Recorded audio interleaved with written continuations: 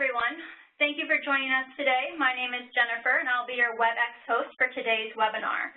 Before passing the presentation over to our moderator, Eric, I would like to provide a few tips for using WebEx so you get the most out of your experience. All attendees will be in listen mode only. Should you experience technical difficulties, such as not being able to hear, view the WebEx screen, or PowerPoint, you may contact me at any time using the chat panel and selecting host from the drop-down menu. If you need to view live closed captioning, you will find a link in the chat panel here momentarily. Feel free to submit your questions throughout the presentation in the Q&A panel and select all panelists from the drop-down. We will ask them on your behalf during the Q&A portion of the webinar. I wanted to note that today's webinar is being recorded and will be posted online at a later date. We also have a survey following today's webinar that we would appreciate your feedback on our webinar program. With that, I will pass the presentation over to our moderator. Thank you, Jennifer. And also excited to be joining you today to support this new FOA that's going to be moving forward, and delighted to have a chance to hear from my colleagues, Bob Vollinger and Dr. Annette Kaufman, who are the program directors leading this funding announcement. The overall agenda of what we're going to do today is provide some background on the context that led up to the development of this particular funding opportunity, and then to talk in some detail about the details of the FOA, then provide you with some resources that we think will be useful for you in developing your applications, and then finally, we're hoping to be able to We're hoping to be able to spend a large chunk of our time together today to be able to answer questions that you all have submitted. And so what I'm going to do now is turn this over to Bob Vollinger. Thanks very much, Eric. And I want to start by thanking all of you for joining us today. We have a great audience on the phone with us, a very big audience.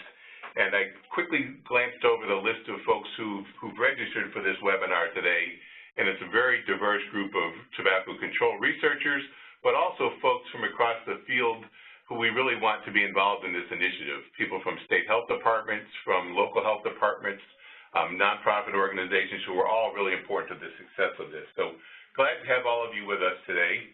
I wanted to start by just showing you the organizational chart here at NCI.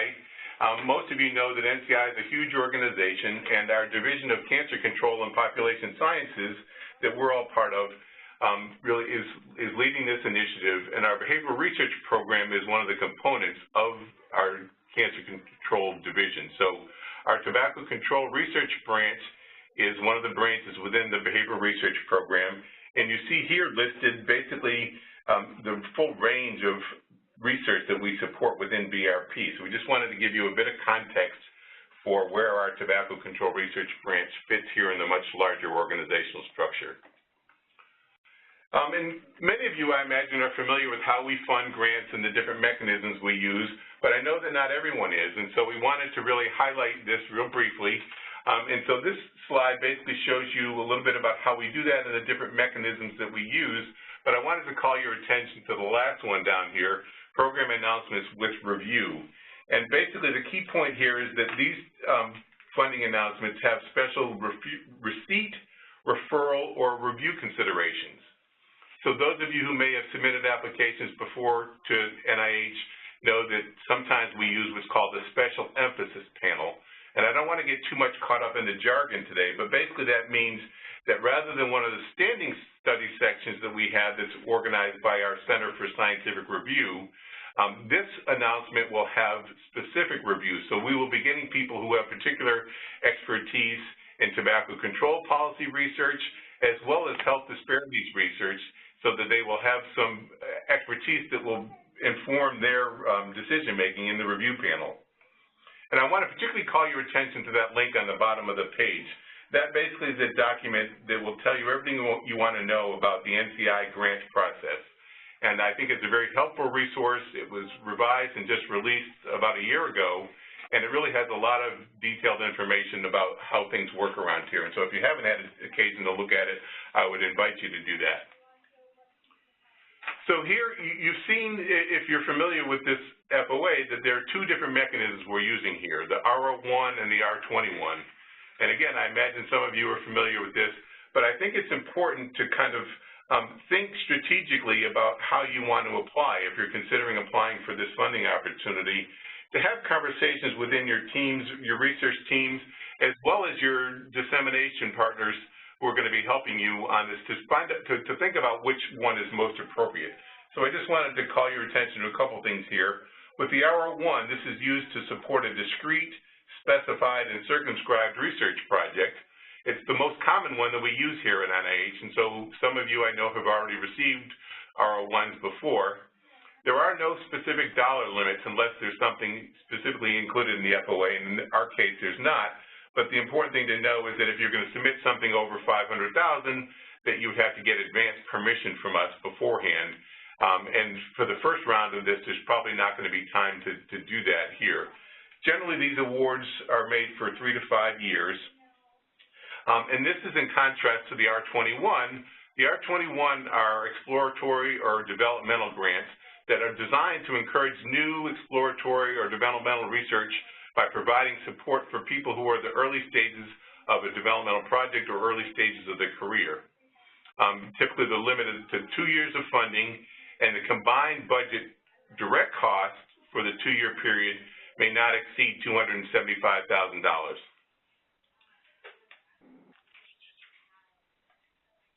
So this slide basically just has the links to each of the mechanisms, and the content of these two mechanisms is similar. The scientific content and the focus is the same for both, but it's just depending on which mechanism you were going to apply to, you would use the respective ones.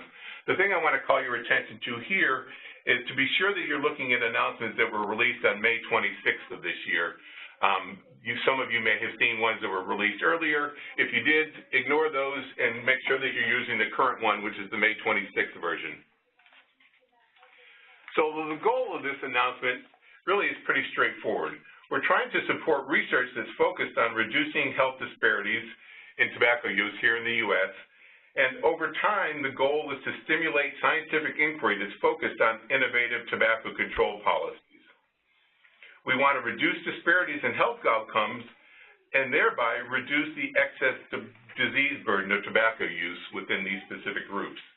And here, this is just a way to kind of delineate that we're looking for things that would both improve the effectiveness of existing tobacco control policy strategies to reduce health disparities, but also to look at new policy approaches in reducing health disparities. So both of these are things that fall into either of those categories would be responsive to these FOAs. And then again, if you've looked at the FOA, you've seen these example areas of research focus, and these are important ones that we're concerned about, but I wanted to be clear that these are not the only topics. Really, it's intended to be very broad, so any wide-ranging policy research that would focus on, that would have a policy impact, it would be responsive, just things that are not looking at individual interventions. But here are some of the topic areas on protecting non-smokers from secondhand smoke exposure, or insurance coverage for tobacco dependence treatment, or public and private tobacco control policy approaches. So think about your idea of policies as broadly as possible. And then also, we're taking a pretty broad definition of vulnerable populations. That would really be any population that's disproportionately affected by the burden of tobacco use. And so Annette is going to begin and take up here, and she will be explaining a little bit more about that.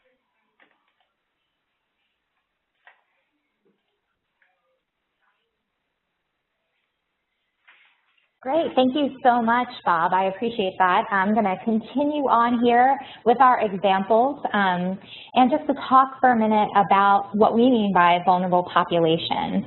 And really, it's your job as the applicant to make the case for the importance of the population that you're proposing to study. So here are just some examples of vulnerable populations with demonstrated tobacco health disparities, including racial or ethnic groups living in low-resource communities, public housing residents, people exposed to secondhand smoke at work or home, people with depression and comorbid psychiatric conditions or physical disabilities, and potentially patients of federally qualified health centers. So we're not limiting ourselves here to the NIH defined vulnerable populations here. What we really mean are vulnerable populations with demonstrated tobacco health disparities. So I'm going to continue on with some examples of potential research areas that may be of interest. I don't want to limit you to these. You know, these are just examples. They don't represent any sort of priorities, but just some examples from the literature. And so this line chart shows the percentage of non-smoking children aged 3 to 11 years with serum cotinine levels of 0.05 to 10 nanograms per milliliter by race ethnicity in the United States. And this is from an MMWR from the CDC and shows data from 1999 to 2012. And what we see is secondhand smoke exposure declined among non-Hispanic whites and Mexican Americans. However, a lesser decline was observed among non-Hispanic blacks. Here's another example from our own Cancer Trends Progress Report, and we know that Medicaid enrollees have a higher smoking prevalence than the general population. In 2015, almost 28% of adult Medicaid enrollees were current cigarette smokers, compared with about 11% of adults with private health insurance.